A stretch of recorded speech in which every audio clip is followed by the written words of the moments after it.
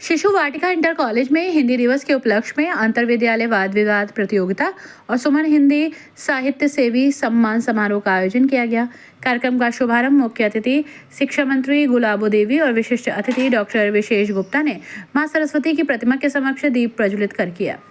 इस दौरान वाद विवाद प्रतियोगिता के प्रतिभागियों को प्रमाण पत्र और पुरस्कार देकर सम्मानित किया गया। कार्यक्रम में बोलते हुए मुख्य अतिथि शिक्षा मंत्री गुलाबो देवी ने हिंदी के इतिहास और शिक्षा के उद्देश्य को लेकर विस्तार से बताया।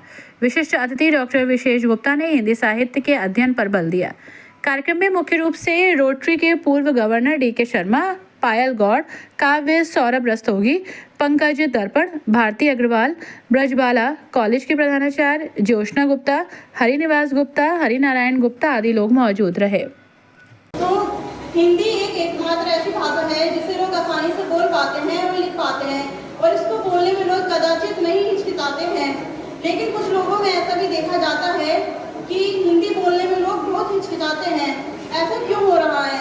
ऐसा इसलिए होता है क्योंकि जो लोग जब आपस में दो लोग, एक लोग हिंदी बोलता है और एक अंग्रेजी बोलता है, तो हिंदी बोलने वाले को गवार समझा जाता है। ये समझा जाता है कि वो गांव से है, और अंग्रेजी बोलने वाला बहुत पढ़ा लिखा है, उसको ज़्यादा ज्ञान है हर चीज़ के बारे में। चाहिए हिंदी हमें बोलते रहना चाहिए। हिंदी बोलने से हमारा अपमान नहीं होता, बल्कि ये पता चलता है कि हमारी राजभाषा के प्रति हमारे मन में कितना प्रेम है। हिंदी हमारी राजभाषा है और इसको हमें बोलते रहना चाहिए और इसको आगे ले जाना चाहिए। लेकिन वास्तव में यदि हम विचार करें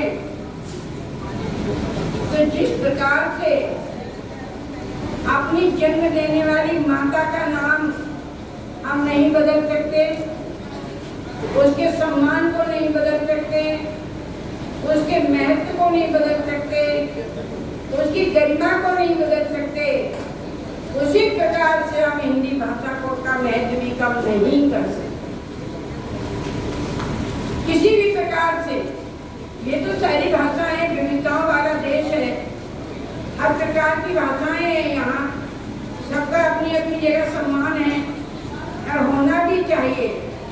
लेकिन जब हम अपने पिताजी को पिताजी नहीं कह सकते तो समझ लीजिए उस व्यक्ति का अस्तित्व खतरे में पड़ जाता है। हमें कभी भी ये नहीं भूलना चाहिए कि हमारी असली भाषा हिंदी है, कभी नहीं भूलना चाहिए। तो पक्ष विपक्ष सब एक दूसरे के विपरीत बातें करेंगे, सारी बातें, लेकिन जो बच्चे विपक्ष में बोल रहे हैं वो भी इस बात को समझते हैं और वो हिंदी में ही बोल रहे हैं। ये भी देखिए, हिंदी में ही बोल रहे हैं, कि महत्ता बता रहे हैं सारी चीजें। मैं बच्चों से कहना चाहूँगी कि बच्चों, ये तो एक प्रतियोगिता है हिंदी के ऊपर, लेकिन जीवन भी एक प्रतियोगिता है। सारे बच्चे ध्यान से समझें कि ये जीवन भी प्रतियोगिता है, इसमें भी आपको बढ़ चढ़कर भाग लेना है, कहीं पीछे नहीं रहना है जीवन की प्रतियोगिता में। जैसे आज हम माननीय मोदी जी का जीवन चरित्र पढ़ते हैं, तो जैसा जटिल जीवन चरित्र उनका रहा, जिस प्रकार की विषम परिस्थितियां उनकी रही, आप सब जानते हैं,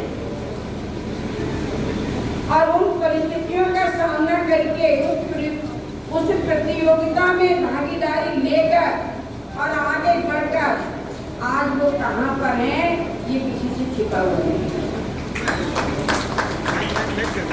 ऐसी परिस्थिति किसी बच्चे के आगे नहीं है जो उनके आगे रही, किसी बच्चे के आगे नहीं है कि किसी उनके पिताजी ने चाय बनाई और बच्चे ने चाय का विक्रम किया। इतनी परिस्थितियों में कोई भी, इन परिस्थितियों से निकलकर कोई व्यक्ति ऐसे पद पर पहुंचना एक सराहनीय कार्य है, असंभव कार्य है। इसीलिए कहते हैं कि मोदी जी का नाम क्या है? संभव को असंभव बनाना ही मोदी जी का नाम है,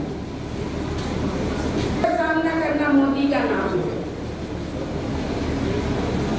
यदि हम राजनीतिक क्षेत्र, आध्यात्मिक क्षेत्र में देखें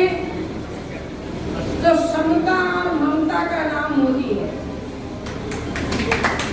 तो इस प्रकार से हमें अपने लोगों से जो देश चला रहे हैं और जिनका विदेशों में डंका बज रहा है, उनके जीवन चरित्र से हमें प्रेरणा लेनी चाहिए। यात्रा तय करती है, वो चाहे हिंदी अंग्रेजी हो, वाद संवाद की अपनी एक परंपरा है, चाहे पक्ष में बोले या विपक्ष में बोले।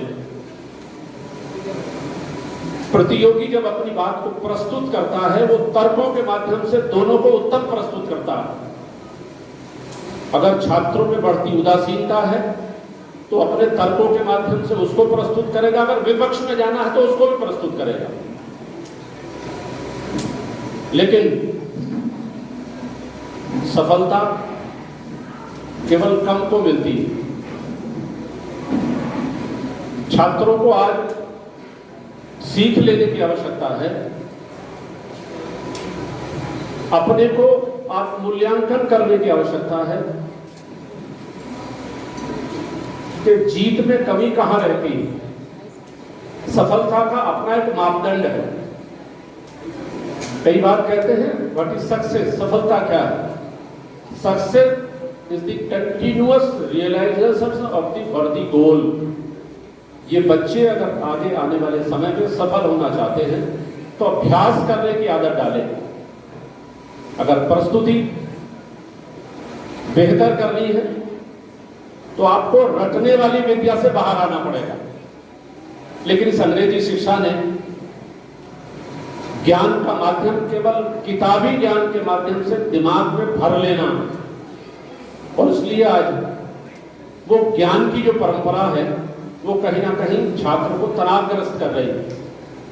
इन छात्रों के लिए सीख ये है, मैं हिंदी के ऊपर बहुत ज्यादा लिखता हूं लेकिन बोलूंगा नहीं क्योंकि आपकी प्रतियोगिता है उसमें। इसलिए आपके लिए आगे से सीख केवल ये है कि किसी भी प्रतियोगिता में भाग लेने के लिए अपने आप को एक्सपोज करना होता है।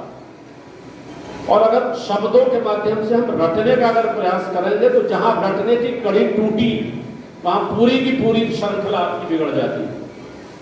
इसलिए सेंटेंसेस को किन्हीं ना किन्हीं घटनाओं के माध्यम से जोड़ने का प्रयास करें और उन घटनाओं को मस्तिष्क में अंकित कर लेंगे। तमाम घटनाओं को सेंटेंसेस के साथ में तो कड़ी जुड़ती चली जाएगी। इसलिए जो छात्र या छात्राओं ने एक्सपोज किया है, निश्चित तौर पर उनके शिक्षकों को भी मैं बधाई देता हूं। बहन जी से भी चर्चा